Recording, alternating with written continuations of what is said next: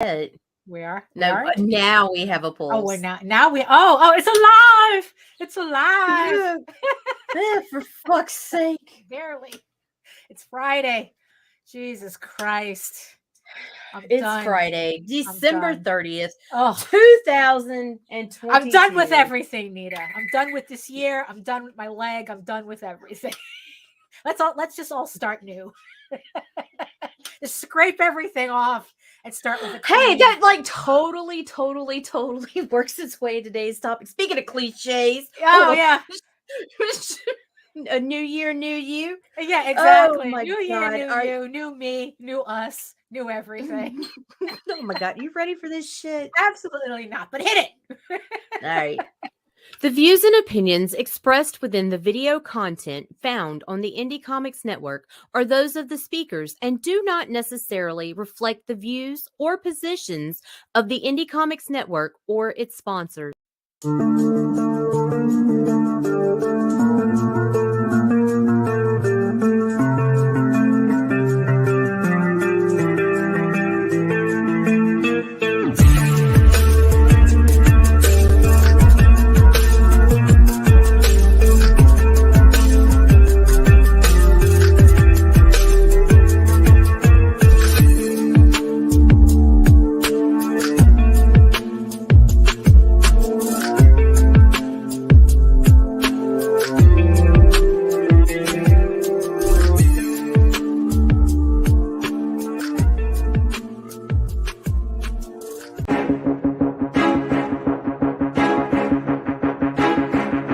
Monty Moore.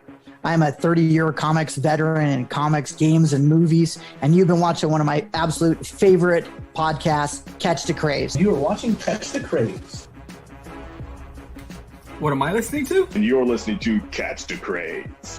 Where are all the indies at? A Catch the Craze podcast. What are you watching? I'm watching Catch the Craze. What are you going to do? Subscribe now to Catch the Craze, the #1 show online for independent. Have you subscribed to? You are an independent. Catch the Craze! Making moves on your own. Catch the Craze! On your grind in the streets. Catch the Craze! Join the movement. Catch the Craze! Catch the Craze! Always.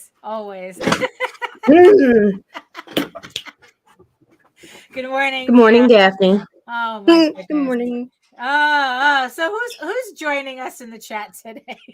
All right, we got the Sin Killer, Marvy, Mr. John Celestri. Hello, Good morning, John. Hello. Good morning, Allison. Hello, Allison. Good morning. Yes. Hello. Here today. Good morning. And yes, and I see you, the 5 people next to the giant eyeball on my screen in StreamYard. Thank you so much for joining us on this last Friday of 2023. No, 2022. God, I'm already a couple of years. Jesus, Daphne. I'm all over the fuck down. Yeah, we're heading into 2023, the last Friday of 2022. Hi, Jake. Oh, hey, Jake. It's just been. I'm done with this year. I'm completely done. I'm done. Me too. All these scammers. Oh my God. Yeah, we've had a crazy couple of weeks, but yes. So like I said, I see you, the now 6 people watching us from regions beyond. And if you are joining us from Facebook, if you are joining us from Twitter, come on over to YouTube, join the sexy people in the chat. It's a lot easier for us to converse, in real time. Facebook always acts up on us. And Twitter doesn't even allow us to see your tweets or whatnot. So come on over to YouTube, where it's a lot more fun. The water's warmer, and we're on the shallow end of the pool, so we could all like lounge because I don't know how to swim. So good morning, everybody. My name is Daphne Lage, and I'm a cartoonist, illustrator, and comic book artist from New York, which explains a lot. I've been self-publishing comics since 1992, and I am known for the furry fantasy adventure Tall Tales, which returns to Kickstarter early 2023 with the collected Tall Tales, The Peacekeepers, the next volume in the Tall Tales saga. That's a sexy new image. Oh, yes, it is. Yes, I know. I remembered that I had it, so I could finally put it up. Because, like I said, it's been a rough 2 weeks. And I am also known for my medieval fantasy soap opera drama, Eagle Raven, Heir of the First Unicorn, which returns to Kickstarter with issue 6. We're at issue 6 already. In late spring, we will be back. So keep an eye out for that. And in the meantime, you could read both my comics online at Tall Tales Online, TAILS online.com, and eagleworks.com, EGOWORKS, where you can, and you can also check out all my videos on how I make my comics here on YouTube at Daphne Lage, LAGE Art, which also simulcasts through the Indie Comics Network. And to tell you more about that, here is right here. Okay. Yep. My name's Nita. I'm the producer of the Indie Comics Network and Indie Comics Network After Dark, 2 channels on YouTube, one for adults, the other for extra adults. Yes, exactly. Yeah. Because I don't want to classify it like we've been making the mistake. I think we've been kind of misleading in the After Dark because there will be more adult content. Right. But by adult, we're not just talking tits and ass. Right. I'm looking at keeping the more graphic horror novels and gore over there. Alcohol involved, like just it's going to be absolutely not for the kids. Whereas Indie Comics Network is, if your kids around, use your discretion. yeah, use your discretion. Right. But if it's after dark, your kids don't need to be in the room. We've made that decision for you. And if we're the responsible adults, then you really shouldn't have your children in the room. Right. Exactly. Exactly. Just I don't know. Yeah. Comics. So and speaking stuff. Right, exactly. And speaking of lots of stuff, not porn. Right. It's lots of porn, lots of not porn, lots of everything. Lots of not porn. No. You can't say porn. Oh, that's true. That's and true. Also another thing, something else I thought of. It might not be a great idea to tell YouTube how we're gonna get away with on YouTube. YouTube. Oh well, yeah, that might be a problem. It's kind of like those movies where the bad guy starts a monologue. Yeah, you sly dog, you got me monologuing. It's like, and they tell you all the before they kill the hero, and the laser from the sharks don't. You know how that goes. And speaking of Indie Comics Network After Dark, to join us tomorrow for the last House of Bob episode of the year, your spot, your place to be early New Year's because you're too old to stay up until midnight. Join us tomorrow, 8 p.m. to 10 p.m. on House of Bob, the adults only drawing live stream with me and Nita, where we will be showing off artwork and having conversations that's not appropriate for the daytime crowd. So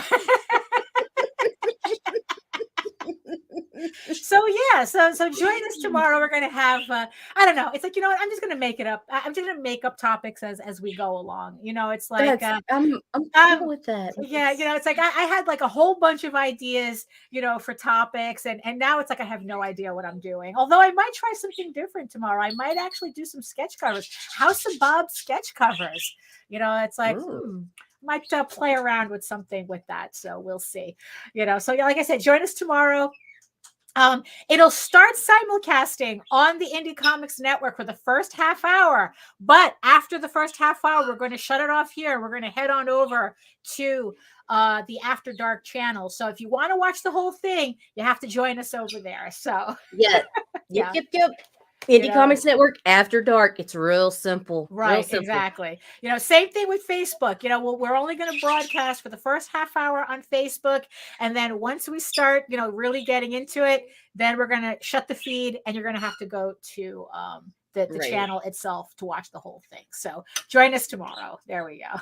Start your New Year's off wrong. Have we disappointed you yet? Yeah, I know, right? I know. Except for that one episode where I tried the makeup tutorial right before Well, I we went don't think- I live, and don't it was think too we- late to take the shit off my face, and that was just like awful. because I don't even remember which episode that was. So it's like, it's The no big- only one where I had to look at myself and be like, "Damn, I look good in drag." Oh no. Little Victoria episode, that we had. So which I don't remember which one it was, so it doesn't matter. It was So there we awful. It was awful. So Nita, so this being the last show of the last of this show of the year. I mean, it's like Uh-huh. So are you a resolutions person? Are you it's like, are you like somebody who likes to do like this is gonna be my year again?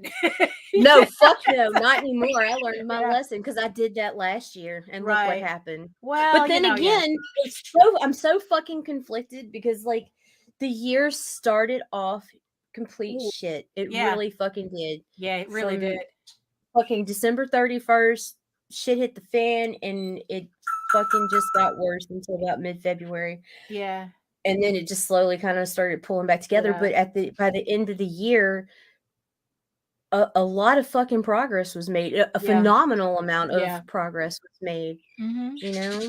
Yeah. I So- mean, it was just really funny because, like, for those of you who don't know, it was around this time last year where, let's just say, the shit really hit the fan with Meredith, and and the countdown, and feeling like we're in a countdown right now is just kind of sucky. Yeah, because tomorrow night would be the last stream we had with her. Yeah, because it She was her seemed birthday. Fine. But the next day, it was her birthday. It was Tomorrow birthday. she would have been 51 years old. Mhm. And it was just like, it was just all downhill from there. We went from like this moment of like, oh yay, things are going to be okay, to she was gone a month later, Yeah, it was. Yeah, it's and the thing is, though, it's not like, it's like, we don't want to like kind of like relive it literally, but it's like we do want, because yesterday we were saying how that felt like it was like 5 years ago. Right. I mean, it's like weird. that was the thing. Like it felt like, I don't know, like it happened a lot longer than it did, and I'm like going, oh wait, shit, no, this is almost been a year. Right. Because it's like, because we started this show, I guess this iteration of it, February 15th. Mhm. The day after Valentine's Day. So it's like, because in the end, it's like, okay, what the fuck else are we gonna do, right? So let's see what happens. And it really was. The first half was complete shit. Yeah, it was rough, because it's like, I mean, it's like the last time it was rough. I mean, we can just say it like that without going But then into detail. the network ended up blowing up. We ended up getting a whole bunch of people to join up with us. Yeah.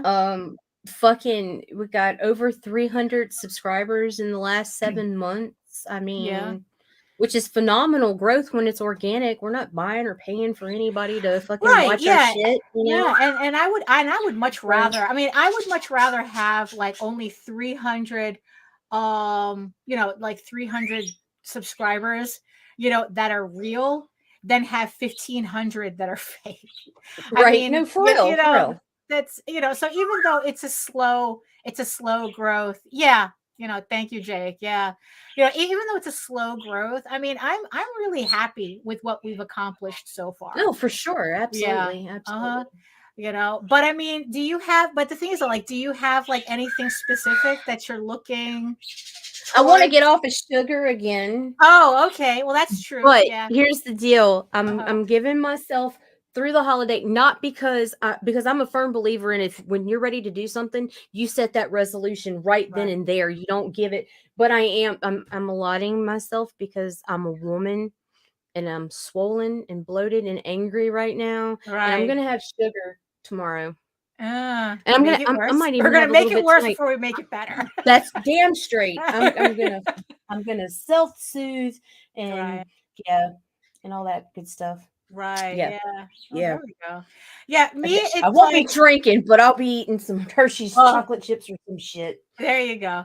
I mean, for me though, it's like this past 2 weeks, like really, really sunk it in that it's like I have to take care of myself better, because it's like, I'm at the butt end of my leg finally getting better. Like 2 weeks ago, I pulled my back and it affected my leg, and it's been a miserable 2 weeks. It's been a very miserable 2 weeks, and it really did. Like, it let the sink in, the bathtub in, the tiles, the tile guy, the plumber, it let everybody in as to how much I really do, especially at the age that I'm at, that I have to take care of myself. And I really do have to get back to like doing some kind of training so that this doesn't happen again. Like, I have like like just a general doctor's appointment coming up. So it's like, okay, you know what? All right, we had our fun. Let's figure out how not to do this again. How not have this happen. Yeah, I think it's related to that too. What's funny is that I had an aunt who had the same thing happen to her around like a couple of weeks ago as well. She had a sciatica problem that kicked in while she was driving. So, not fun. So yeah, but she had to go to physical therapy for that. And it's like, I just kind of like, grit my teeth and really try to get through it myself. And like I said, it's like I have a doctor's appointment coming up. So like I said, I want to get back into training. I do want to get back into doing races again, and and doing getting back to half marathon shape, and making sure I don't hurt myself in the meantime. So that's kind of like my thing for 2023. But also speaking of not hurting myself, right? The other way I don't want to hurt myself is mentally as well. Right. With my schedule because I really learned a lot this year about how to schedule myself without giving myself panic attacks. Although I did get 2 of them I did have 2 of them before I learned that lesson. One big one and one man. Yeah, exactly. The big one kind of worried Nita a bit, but I think after she realized what I was going through, she's like, "Oh, okay, you're just acting up." You're just acting up, and your just human like is showing. Yeah, I know. It's like, and just like Sam says, stop acting up, and it's like that's what I really need to do for 2023. And I do have, it's like I really am proud of the fact of the amount of books, right? I at least the duck. Let me at least outrace the duck. I've been, chain smoking grandpa. I've been outclassed by a lot of those in previous races, but not by a duck yet. So, I mean, it's like I really, it's like, because the thing is, that was funny. Is like, because I always talk about the ancients, in Stoicism, they talk about don't look behind you. It's like, don't look at what you've accomplished because it makes you complacent. Instead, look forward to what you still need to do, to keep that fire burning. But, which is true, because it's like I do have a lot ahead. But the thing is, though, I do want to give myself a little bonus for the work that I did accomplish in 2022. I mean, it's like I did see my first Eagle Raven trade paperback, come to fruition. I did see like more Tall Tales trade paperbacks, actually get printed in the new format, and and I did, and I think I did like a shit ton of because if you artwork. don't acknowledge those successes, if you don't look at Yeah. them, you don't see your progress. You don't Right. And it's like, and it's easy to get frustrated when you think it's like, oh, I'm not doing enough, Right. but the funny thing is that, when I look back at all the artwork that I've done, it's like, I think that I've done more artwork in these past 2 years than I've ever done in the last 20. So, I mean, that in and of itself is like really crazy to me. And the whole idea is to keep that momentum going. without burning myself out. I talk about that all the time. And it's like I do have, I still have to. So for 2023, my goal is to finish, Eagle Raven, the 6, 7, and 8, to get volume 2 completed. Right. But in the meantime, but also at the same time, get the layouts for volume 3 done. It's like I figured that layouts is kind of like the rough loosey goosey drawing of Did you just say loosey goosey? Lucy? I did, Jesus but Christ. yeah, I know. It's like it's because I'm an unoriginal hack, so so it's like, so I figured that it's like I can, if I don't complete the pages, I can at least get them laid out, so that once I have like the volume 3 all laid out, all those 4 issues laid out, then it'll be easier for me to get through them. The same thing with the last 2 issues of Tall Tales, Tears of the Mother. I have 2 issues left. So 2023 is going, yes, exactly. Pacing. It's the same thing in marathon training. It's pacing, not speed. Consistent pacing. So, I really do. So I have the books that I do have to finish for Kickstarters in 2023, but for everything else, I just want to it's going to be like the year of layouts. I want to get the layouts to all these books that I need to do, all of these shorts that I need to do. And just okay, so I have everything piled up, right? No, not a loosey caboosey, although gold star for that one.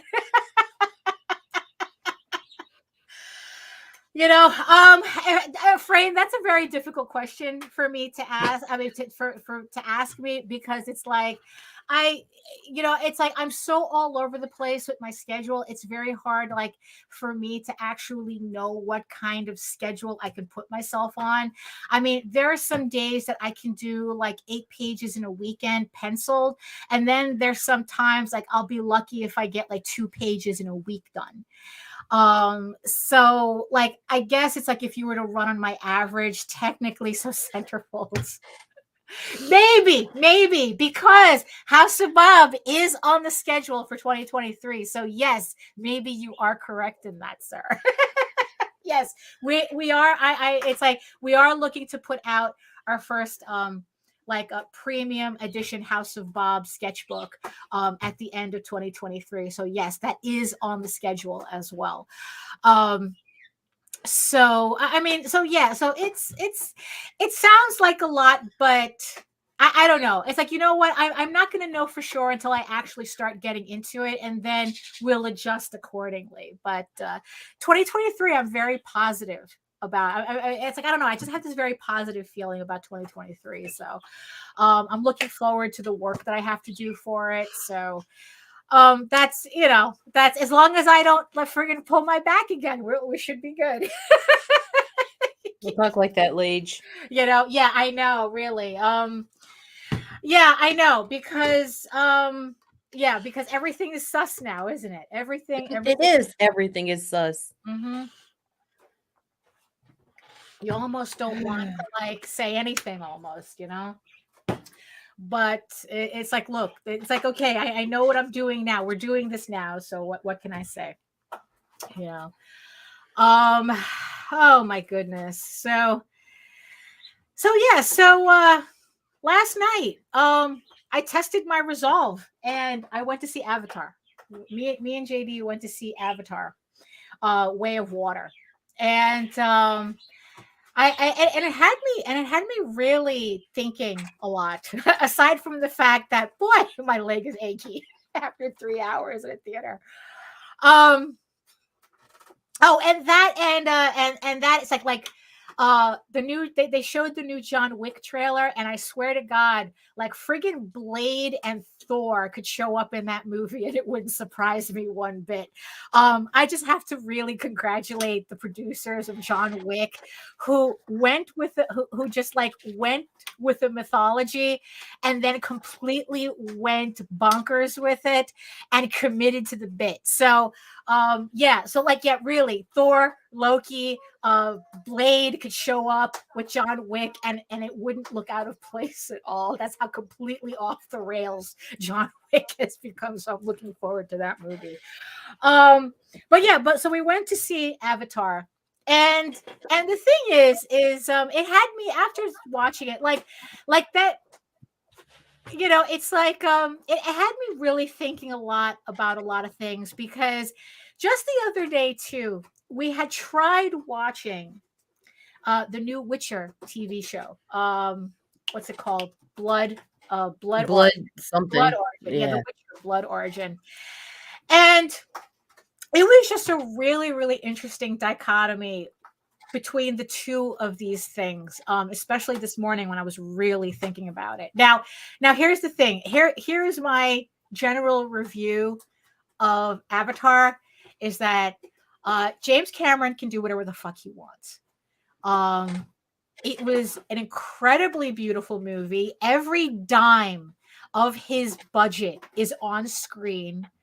I mean, you know what? It's like it's James Cameron. I don't think he has anything to prove to anybody.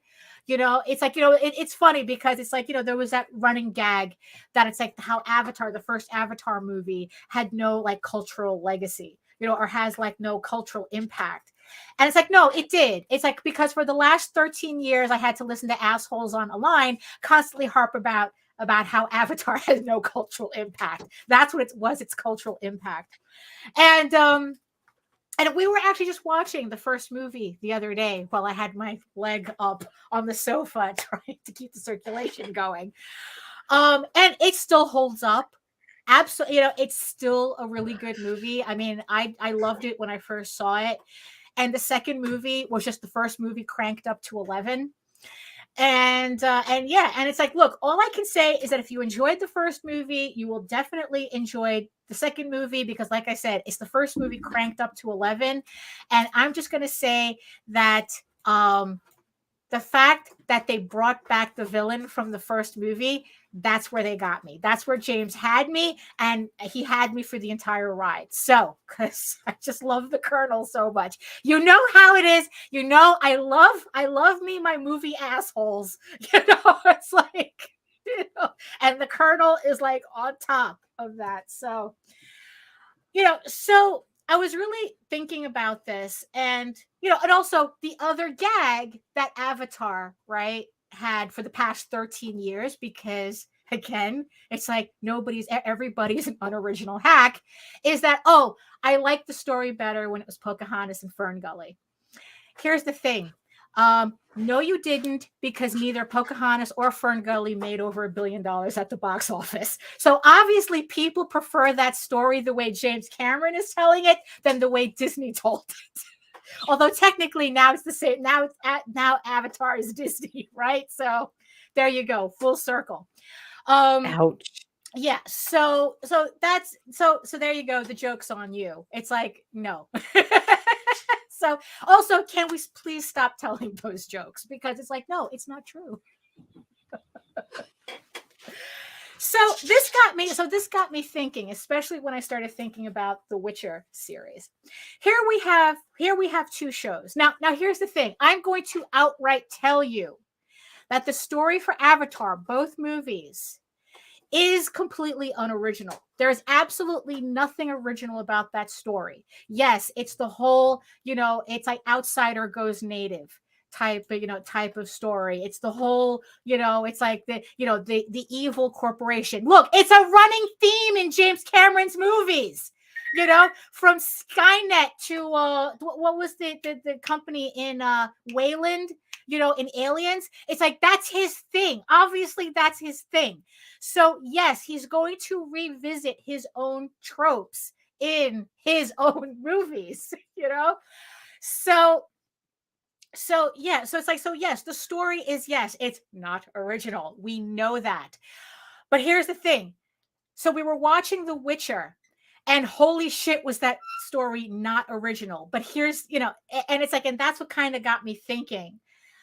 Especially when we talk about what we do, about all the comics that we do, and how it's like there seems to be this over importance on originality. Do you have an original concept? Does this have, yes, I mean Dances with Smurfs. Yes. No, it's Dances with Hot Cat Space Cats. Because if anything that bringing the Colonel back in the second movie did was say furries makes everything better. So that's furries makes everything better. So we're all worried about whether the books that we create are original, or are they original enough? Or it's like, oh, is it like this? Is it like that? Does it remind people of things? It's like the whole fact that, there are creators who do get mad when people say, oh, your book reminds me of this, or your book reminds me of that. And they get so mad, And what I'm here to say is that it's okay. It's okay if your shit's not original. It's okay if, if it's like you take a lot of inspiration from things around you and you mash it, into, whatever it is that you're creating, because I think that people put too much credence on originality. It's like, it's like, I don't think, I think that originality is overrated. Let me just put it that way. I mean, this was, it's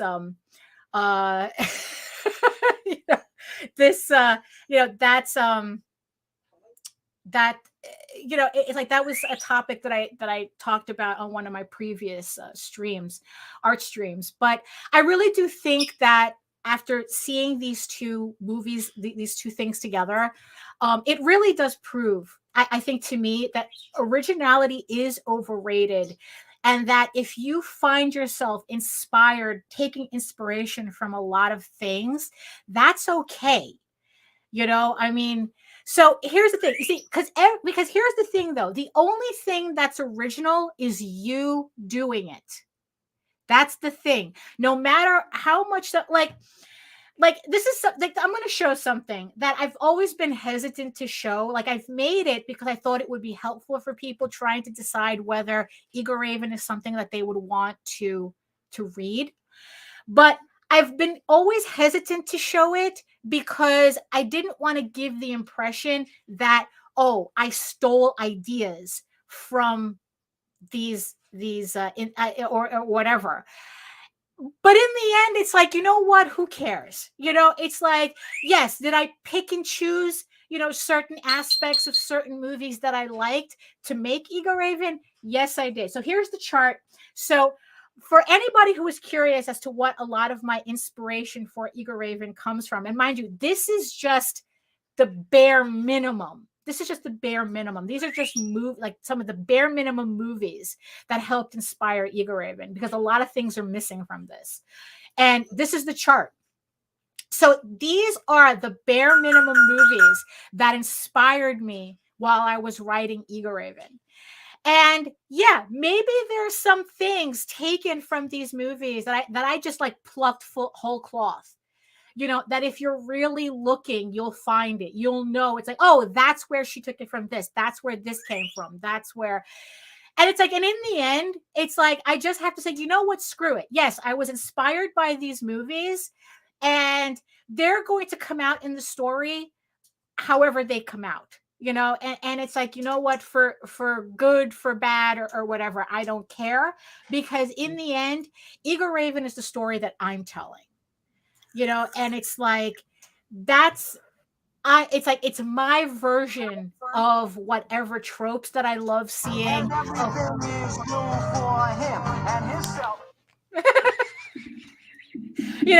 It's like, these are all the tropes that I love seeing, over and over again. It's like, it's all the cliches, the little cliches that maybe drive you crazy, but I can't get enough of.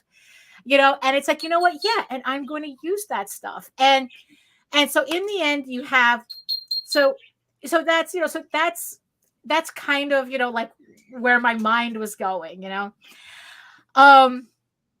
and then, okay. So then I'm watching The Witcher and, the Blood Origin, and then I'm watching Avatar. And like I said, I'm going to say straight off the bat that these two things represent the most unoriginal stories you could ever come up with. I mean, they're like really so basic, it's not even funny. But the difference is execution. That's the difference. And and the thing is that bias already on the table. James Cameron, like I said, he can do whatever the fuck he wants because that man knows how to execute a story. So it's like, yes, is Avatar an unoriginal story? Yes, it is. But it's James fucking Cameron. It's like, was anybody bitching that he was doing that he was doing a sequel to Alien? I mean, it's like, really, it's like, it's like, oh, well, they did that in the first movie already. It's like, so what? It's aliens. The best, I think is, well, look, you can't compare Ridley Scott and James Cameron. They literally did two different movies from the same pool. So, you got to take that as it is, and it's like, and so here's the thing with Blood Origin. Red flag number 1 for Blood Origin. Okay. Never start your shit saying that you are about to tell the most original story you've ever heard. Red flag number 1. Okay. It's like, look, if I'm spoiling this for you, consider it me doing you a favor, because honestly, The Witcher Blood Origin is awful. All right. It's like a shitty D&D campaign. And, and it's like, they can't even get that right. So Blood Origin, yes, it does. It really does say that. It says James fucking Cameron. Of course it does.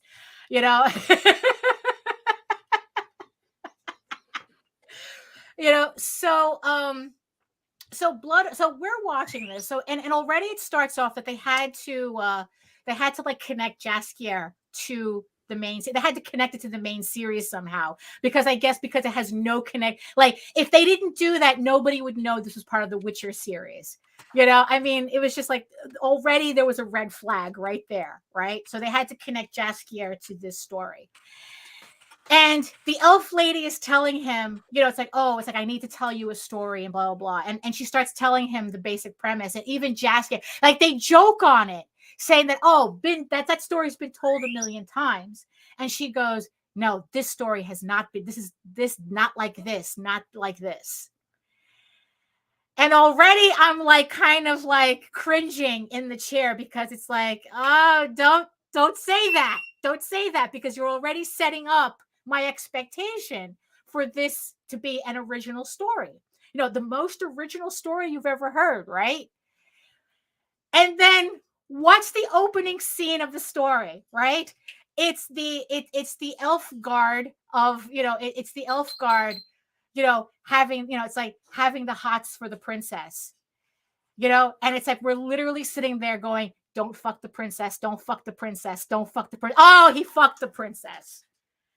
And it's like we didn't have an entire other series on another network, rhymes with HBO,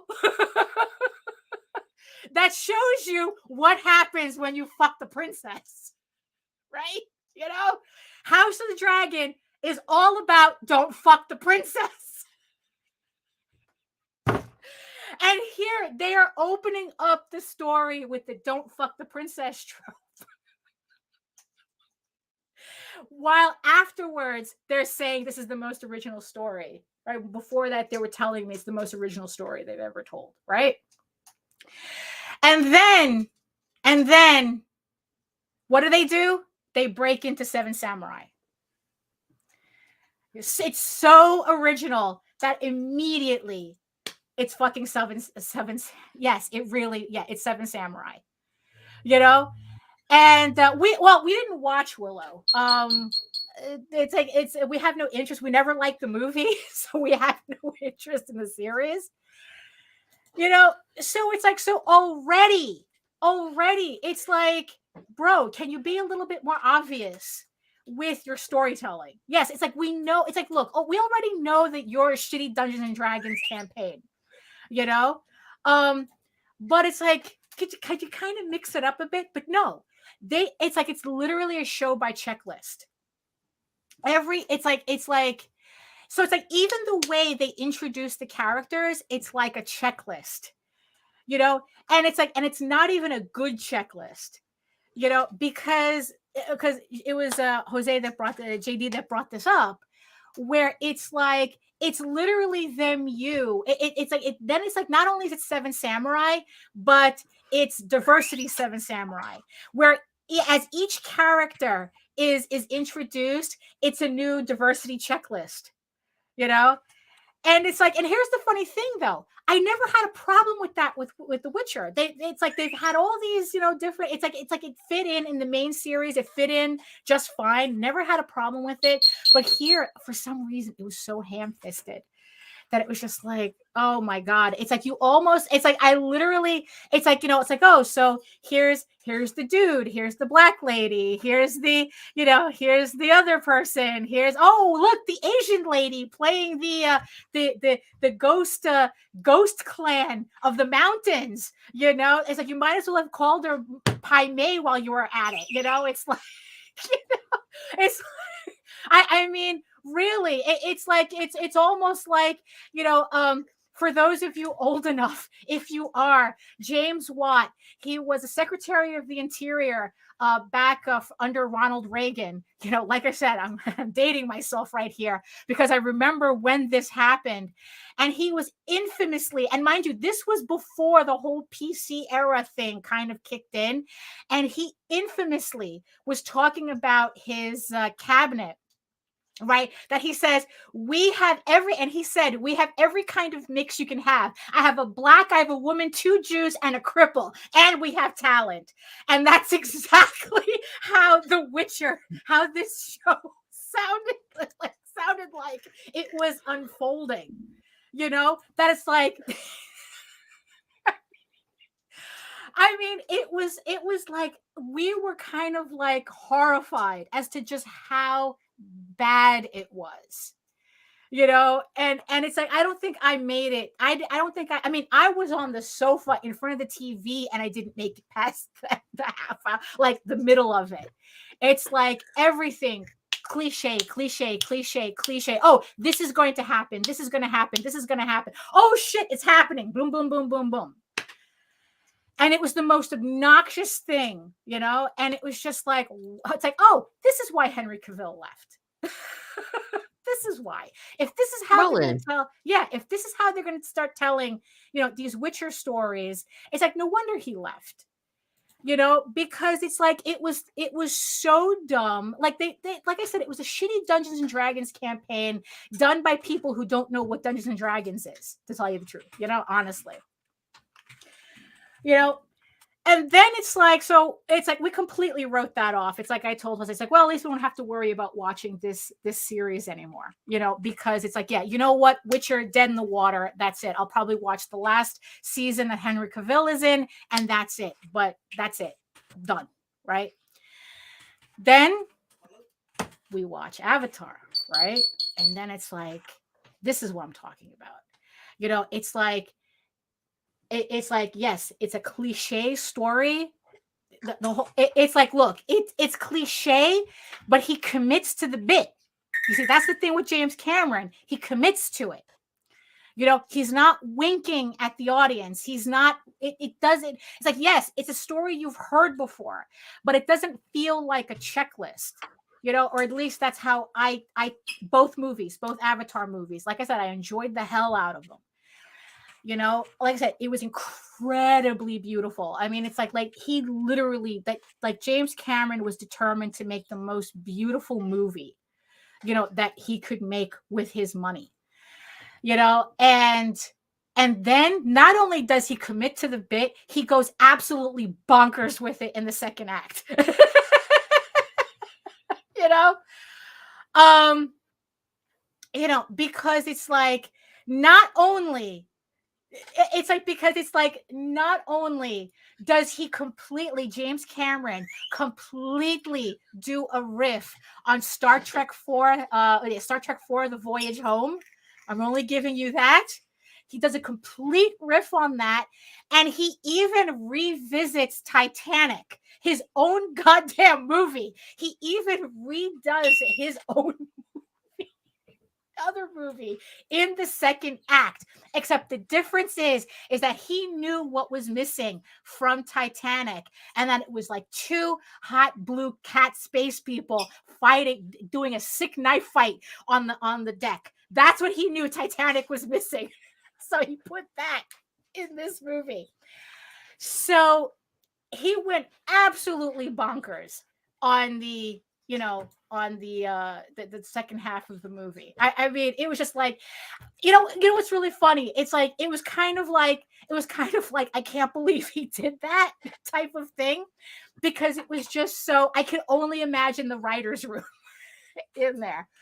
But it was just so very satisfying to watch it, and it was just like, what's the difference? What was the difference? What was it with this shitty Game of Thrones clone that they were trying to do on Netflix?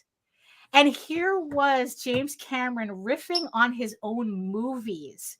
And it was like, well, yes, more, please, more. It's like, but well, because people like me keep pulling my back trying to lift 6 gallons of water at the same time. That's why.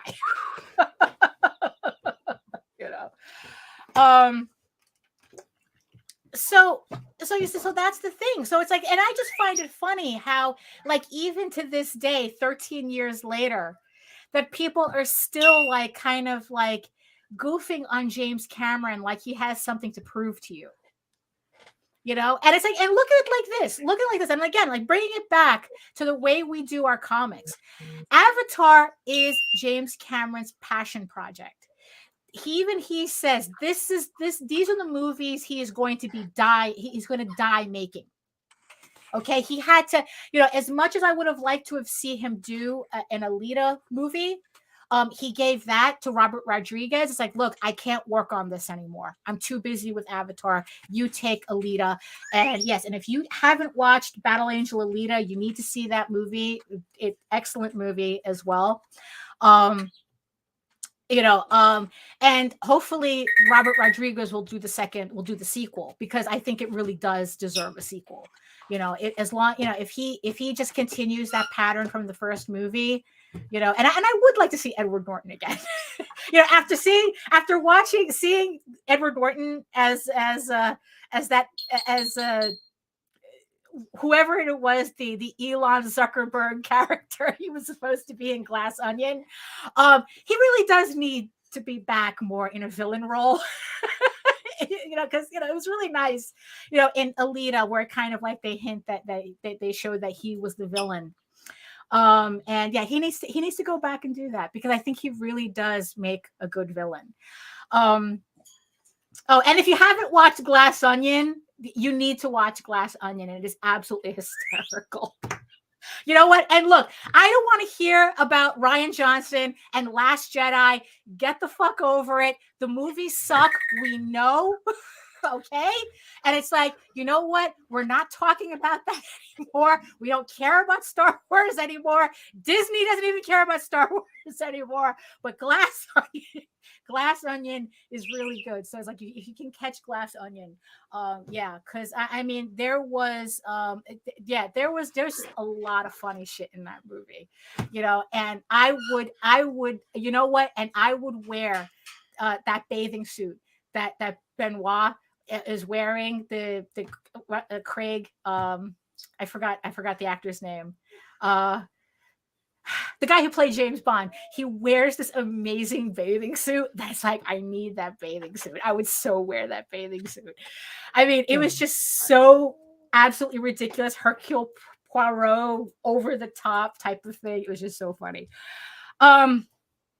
So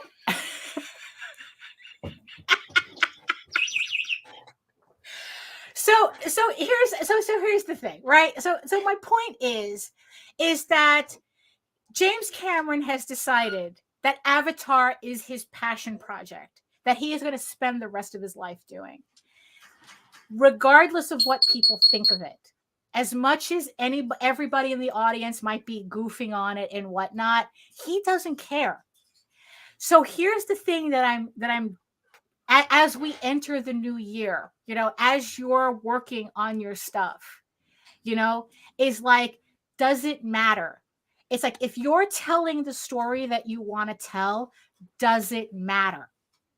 You know, I mean, it's like, does it matter? It's like, in the end, it's like, and I've had people, you know, and I've had some trolls come after me about, oh, it's like, you're just ripping off Anne McCaffrey with Ego Raven. And it's like, you know what? It's like, look, why am I, you know, why am I giving a shit about what some randos online are saying about my book?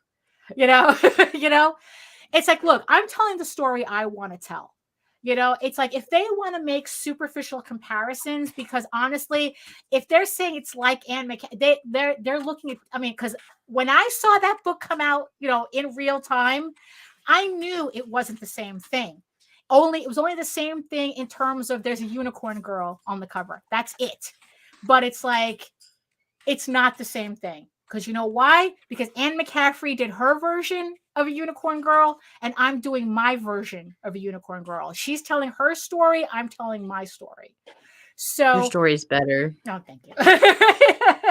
You know, so am I going to care about what some stupid randos who have nothing else better to do? You know, it's like, because obviously they're not accomplishing anything. They're not doing anything. They have no stories to tell. You know, so it's like, why should I care about what they have to say? You know, James Cameron, you know, it's like, he's making the movies he wants to make. Why is he going to give a shit about randos who are sitting around, you know, making YouTube videos about her, you know, Avatar has no cultural relevance. Who gives a shit? You know?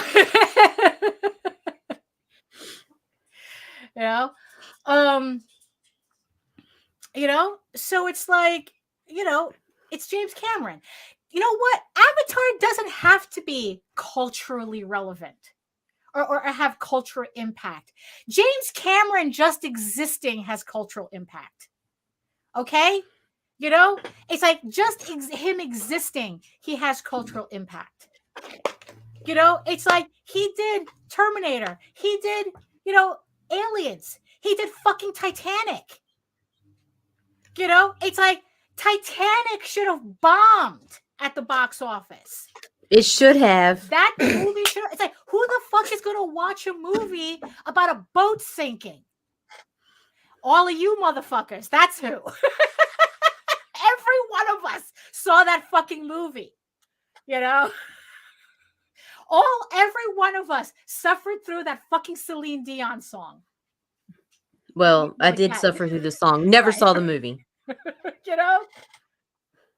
You know, the movie made over $1 billion. Somebody saw the movie.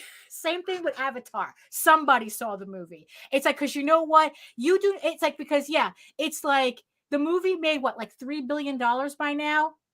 It's like, but nobody wants to admit they saw. It's like, no, you fucking saw the movie. You just don't. It's like, look, it doesn't make you cool by you saying you didn't see the movie. Nobody cares. You know? Nobody cares, but we didn't. Some of us didn't, Daphne. You know? But here's the thing. Just like the Kardashians, you know about the movie. Don't keep up with them hoes either. You know? But you know about them. Yeah, because like, you can't turn on the TV without hearing. The same reason I know about the Avatar sequel and everything Right, James exactly. Cameron did. You see? Because he only did 2 good movies. Only 2. Because of those are And the that's two you watch. Terminator and Aliens. That's Right. it. You know? Because those are the only 2 you watched. I'll admit, Avatar caught my attention because of the colors. Yeah, no, It was it's like absolutely. it was like the ADD in me is like, oh, whoa. But I couldn't sit through. I've never made it through the movie. Right. Well, you know what? you know? That happens. I mean, there's a lot of movies that it's like, look, it's like people who The say that, franchise. oh yeah, that's true. You didn't watch Terminator 2 either? You must have seen Terminator 2. Just the third one? 3 movies. Three movies. 3 movies. There you go. We'll slowly go through his repertoire. She'll remember. Right. Look, he had to die. That's all that matters. He had to die. Jack had to die. There was no room. There was no room on that door. Bitch was not letting him on that door. He had to die. So,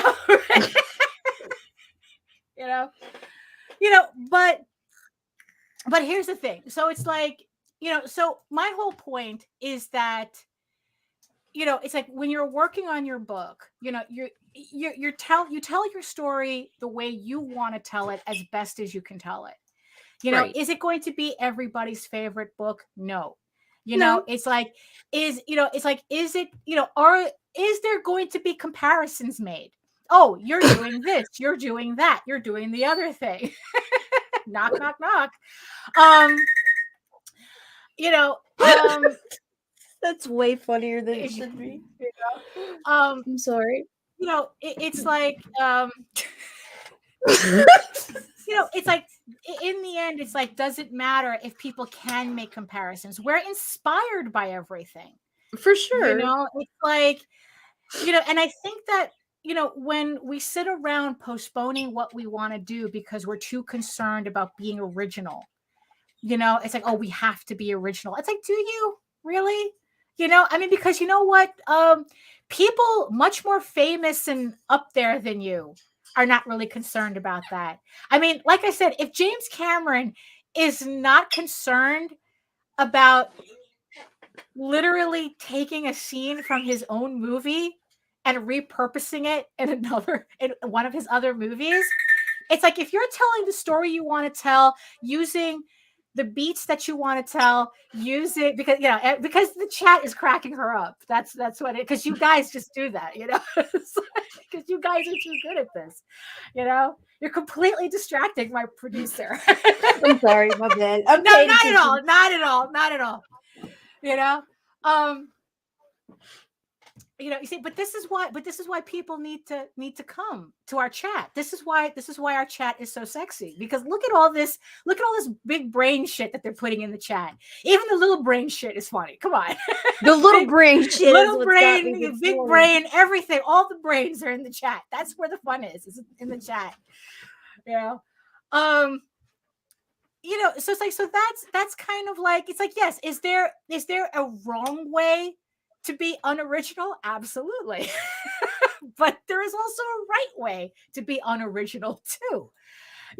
So but the thing is, though, is that I think from our own standpoint, we don't know which we're getting, I guess, until we kind of have like kind of that input from other people, but at the same time, you kind of you yourself have to draw the line as to when outside input is relevant to what you're doing and when it's not.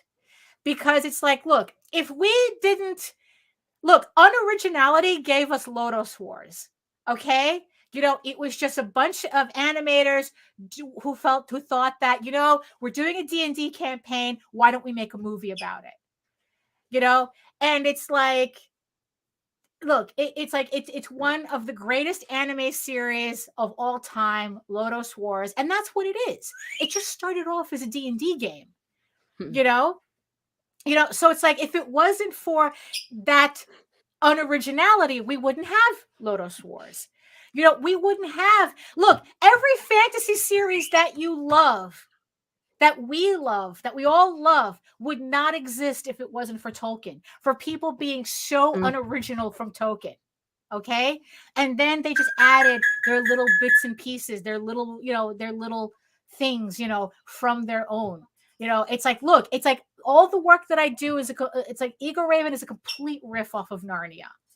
It's like, it's just that, I'm just putting in all my, little bits and pieces, in it. It's like, so in a sense, it's like we gain a lot from unoriginality, because just think about everything that you love. It has a history. It has, Right. It has that evolutionary tale that leads to something before that. If it wasn't for everybody riffing on Tolkien, we wouldn't have Game of Thrones. We wouldn't have The Witcher. And mind you, what really made The Witcher stand out for me was the fact how it takes a lot of the tropes from Lord of the Rings and just turns it on its head. So it's like, I would rather that, to tell you the truth. It's like, I would rather, it's like, yeah, there's a certain comfort in unoriginality. It He depends would on how not you do it. touch the Chronicles of Narnia for this bullshit right here. A flying lion, it's like, suffer reading this shit to the kids. Look, if there wasn't if you want a flying lion, you watch Rudolph the Red-Nosed Reindeer, because isn't that the king of the misfit toys? He was a flying lion because he was a misfit. So there you go. There's your flying lion.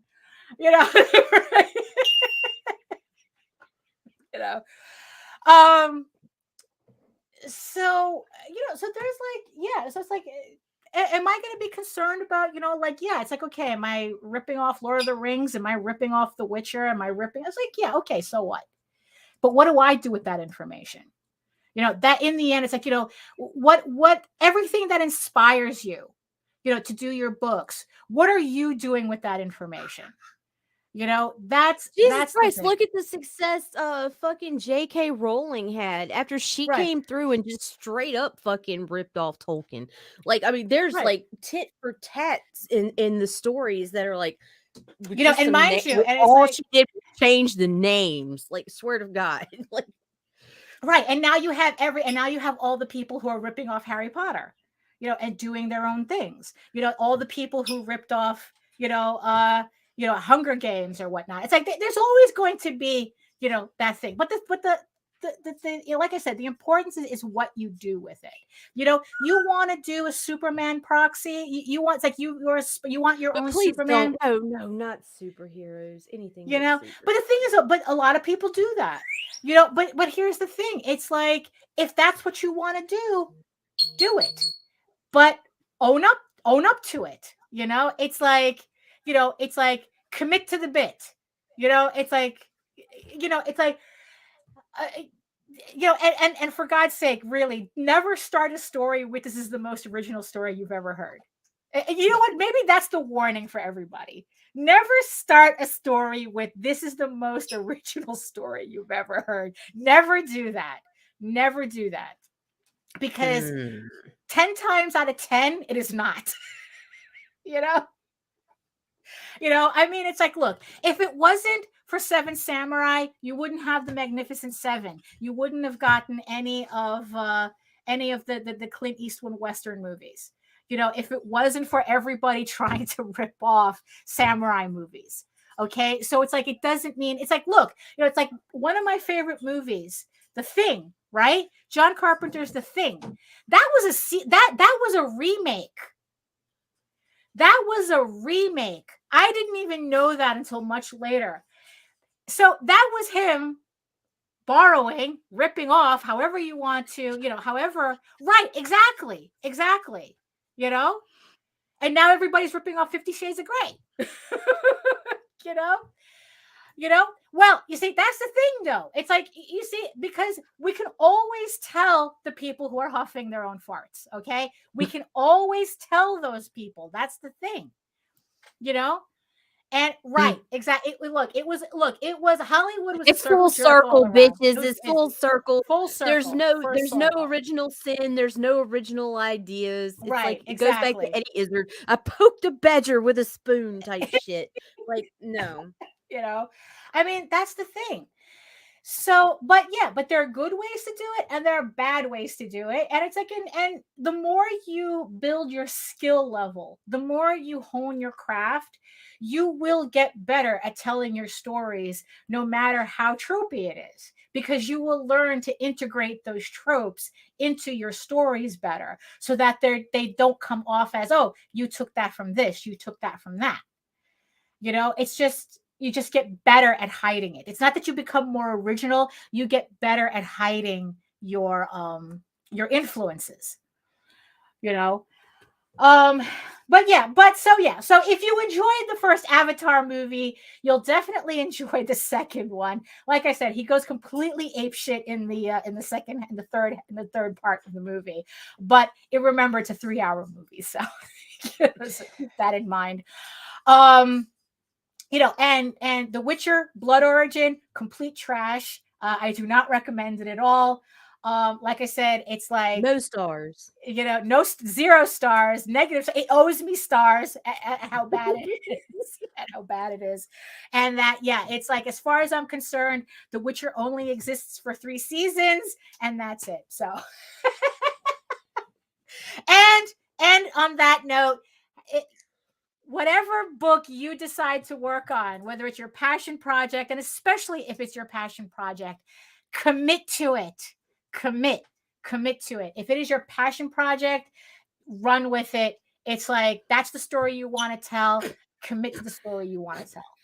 You know, no matter what other people want to say about it or not say about it. You know, just, you know, if that's the story you want to commit to it, then do that. So there we go. So here we are at the top of the hour. Chat is completely bugging out. Thank you so much. Chat went full retard. I told you they'd do it, Daphne. Thank you so much. Look, it's like, you know what? That's why we love our chat so much. And that's why I always ask who's in there, so we know who's responsible. You know, thank you so much, chat. I mean, you really blew it up today. I have 219 comments listed on my little thing here. I mean, you know what? Like I said, it's you guys that make this you know, just worth it for us. Y'all keep us coming back. Yeah, you keep us coming back. It's true. Because why would we miss out on conversations like this? You know, look, we're just having a good time. And you know what? Like I said, 2022 started off on a really bad note. But you know what? You guys really made it worth it for us to push forward and do this and just have fun with everybody. And and I forgot to turn off my phone, so ignore that. You know, you guys just made it worth it. You know, it's like, you know, every time we come on here, it's just like we're just having fun with everybody, and we're happy that you enjoy what we've been doing for this past year, and we hope that we can continue to entertain you in 2023 as well. So any final thoughts, Nita? You know, no, you're good. Mm-mm. You're good. I'm good. Right. I'm you know, so good. Yeah. So, like I said, thank you everybody in the chat for joining us today for another rousing hour of whatever the fuck it is we do here. I'm sure one day we'll figure it out. Thank you so much to the 9 people from regions beyond, next to the giant eyeball on my screen, who listened, who actually made it through the entire hour. You know, I hope you enjoyed what we were talking about. And it's like, I don't know, it's like, you know, maybe you'll go see a movie or two later or something. You know, who knows? You know, thank you so much. So, so that's it for us. If you want to learn more about me and my artwork and my upcoming books and everything that's coming up in 2023, you can head on over to my main portfolio site at egoworks.com, EGOWRKS, where you can find links to all of my galleries and social media sites. But I mostly post to Facebook if you're interested in seeing sketches and current work in progress updates and more like live I keep forgetting the specific phrase. It's like kind of like, look, it's like as I'm doing stuff, it's going on Facebook. So it's like it's the most up-to-date news that you'll get from me on Facebook. And remember that you can also watch videos on how I do all my work and replays of all the streams and whatnot at my YouTube channel at Daphne Lage, Lage Art, which also simulcasts through the Indie Comics Network. Don't forget that we have House of Bob tomorrow, 8 p.m. to 10 p.m. Eastern. We'll have more ridiculous conversations for you of a more adult nature. So make sure you join us for then as well. And so that's it for us, Nita. Yeah, anything else? I guess. Tune in, Arting with the Alikat. Oh, 3 yes, p.m. yes. Eastern today. Uh-huh. There will be no Sketchy Saturday tomorrow. Right? Yeah, Today's right? Friday. Okay. Yeah, Friday. I had to Today's double Friday. check that. Yeah, I know. Yeah, I had to double check that. But like Daphne said, we'll be there for House of Bob, and everybody will be coming back between the 1st and the 16th of next month. Right. Next Yeah. year. So there we go. Everybody have a awesome new year. Have fun with your friends and family. We look forward to rejoining everybody, in 2023, where we can start this shit show all over again. Speaking of shit show. And tune in Sunday to JD Calderon's shit show, Talking Comics on a Sunday. Home Dude thinks it's a good idea to run an open mic this close to New Year's. Everybody head over there so you can get your 5 to 10 minutes and make him stream for 6 fucking hours. Yes, he's literally opening. He is literally opening up his show to anybody who wants to come on to talk about their comic, to talk about comics in general. You're gonna have like 5 minutes or a little bit more if you entertain him and Rosario. There's gonna be JD and Rosario talking comics on a Sunday night, open mic. So if you have anything everybody, to talk about, everybody, head on over and at 7:30 p.m. Eastern on the Indie Comics Network. So go cause some chaos for the new year. So there we have it. The ancients are screaming at me. So thank you again. Have a happy new year, everybody. And in the words of the ancients, because the ancients, they never go wrong with their advice. Eat your food, moisturize, mind your business, and do the work, because when you actually do the work, you never have to fake any of your accomplishments. And I don't know why you would want to do that, but it's like, you know what? Look, the work is worth it. It's worth it in 2022 and especially in 2023. The work is going to be worth it. Trust me. So see you next year, guys. Well, unless you're joining us on House of Bob. So, you know what I mean? Yeah, Bye. yeah. Bye.